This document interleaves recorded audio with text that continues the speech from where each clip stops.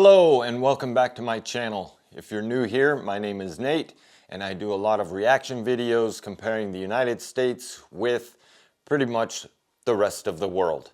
But in today's video, I'm going to be reacting to a video about my home state, and that is Wyoming. And the title of the video is, "Why doesn't anybody want to live here?" So I'm curious to know exactly what they have to say about my beloved state of Wyoming.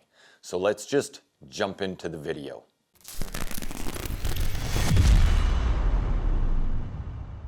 Wyoming has only 576,000 residents, despite being the 10th largest state in the country. When compared to a city like New York, which is arguably the most densely populated city in the United States, has a population of over 9 million people, which is 18 times more people in just one city. And there's a running joke about Wyoming, and that is that people are outnumbered by cattle. And it's not necessarily a joke because it's kind of real. We are not even comparing apples to apples here. Wyoming is a huge state, not a city, with an area of 97,813 square miles or 253,335 square kilometers to be exact. So what makes Wyoming scarce of human population? Let's find out in this episode of Stories Across. The west part of the state is mostly covered by the Rocky Mountain ranges, and the eastern part is generally a high-elevation vast expanse of flat grasslands called the High Plains. This creates a split climate condition in the state where some regions experience a semi-arid climate and some more of a continental climate, which creates greater temperature extremes. Wyoming is also windier and drier than the rest of the country, and in winters, dry, harsh winds make the winter season much more bitter. Also, a good portion of the state... Much more bitter is an understatement. When right now, the last couple days has been minus 24 degrees Fahrenheit overnight. One of their highs for the high temperature during the day was -4. So yes, very bitter, cold weather. It is covered with mountains, therefore it's nearly impossible to use that land for any establishment or agriculture.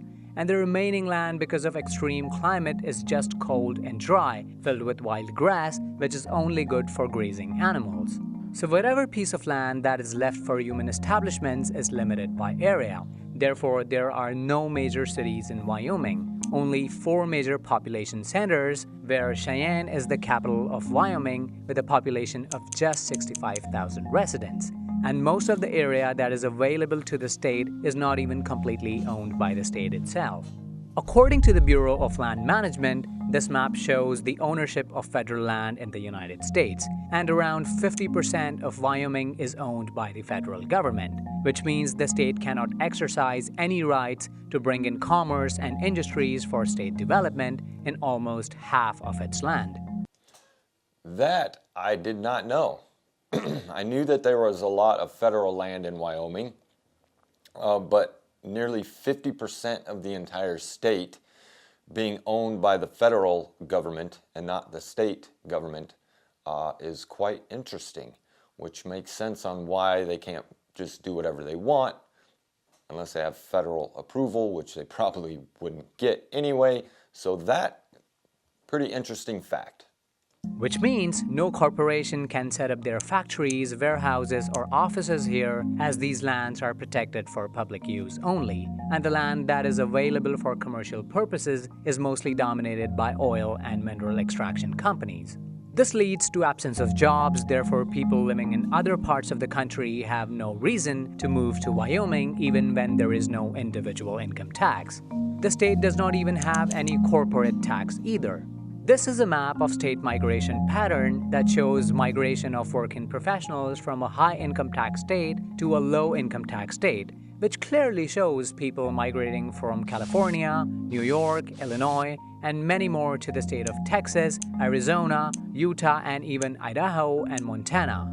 Idaho and Montana are of real importance here because these northern states have similar weather conditions as Wyoming, but the numbers tell a very different story.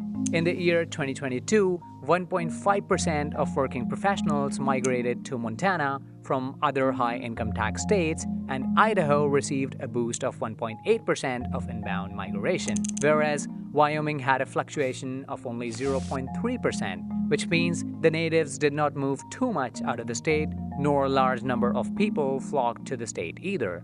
This clearly shows that no working professional wishes to relocate to Wyoming despite having zero income tax. Another reason that is stopping Wyoming from attracting people and organization to its big cowboy state is its underdeveloped urbanization. Any place attracts people and corporations in general when it has a lot to offer, which includes well-developed urban spaces, roads, transportation facilities, and job opportunities. And Wyoming as a state seems to be stuck in this negative feedback loop where no corporation is able to put up industrial and business parks, which in turn do not generate opportunities for urban development.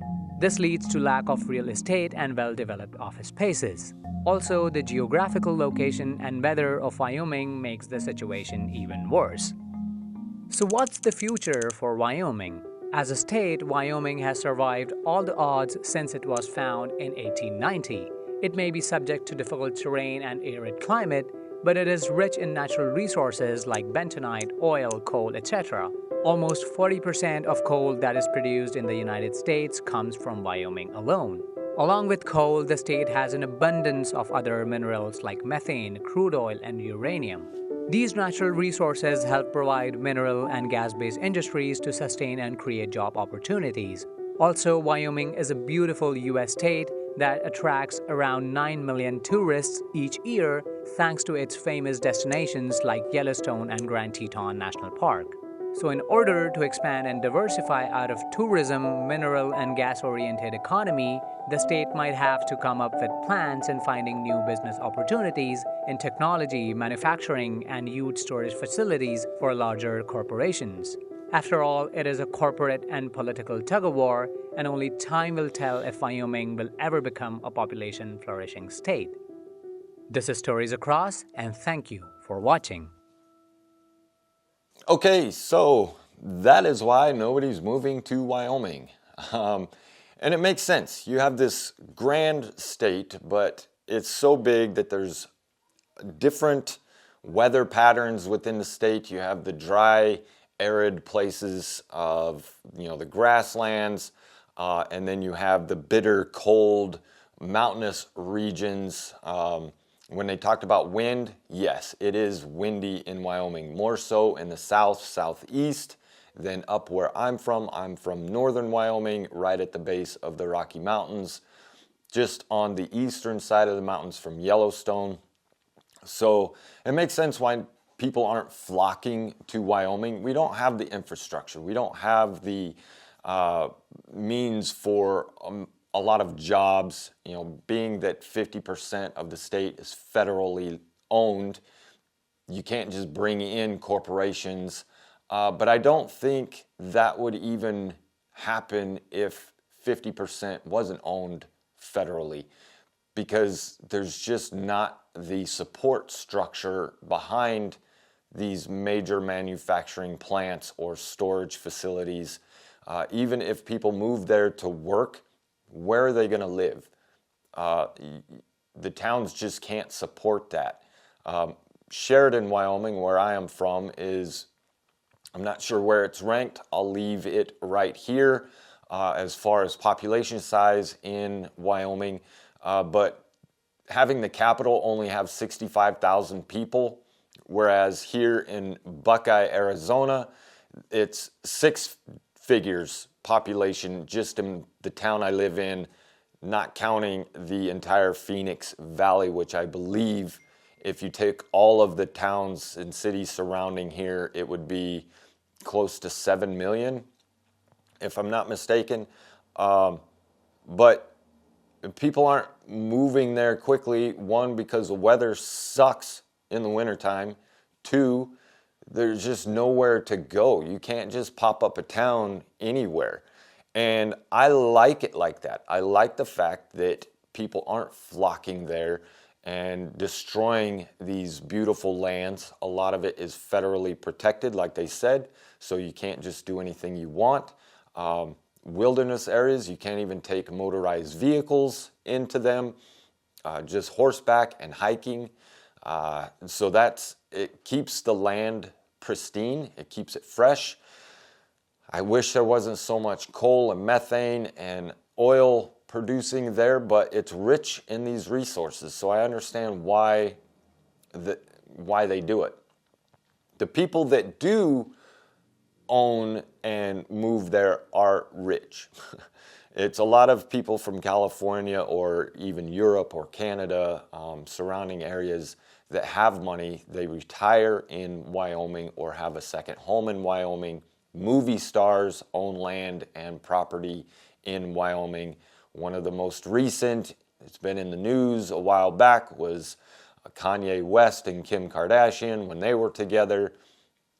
You know, I don't want any of them around Wyoming either. Tom Cruise has property there. Harrison Ford has property down in the Teton area, Jackson area. So then that just jacks up the prices around the area as well. So interesting to know, you know, I didn't think about people not moving there based on the job source, or, you know, there's really nowhere to work. My hometown doesn't have any large corporations. We have Walmart, that's probably the biggest store there, and a lot of small mom and pop shops, but not a whole lot of opportunity. There's not a whole lot of opportunity for young people growing up. That's why a lot of them leave to go to school, even to get their degree. And a lot of times they move back. I do have a lot of friends that have moved back to Wyoming after finishing their degree somewhere else.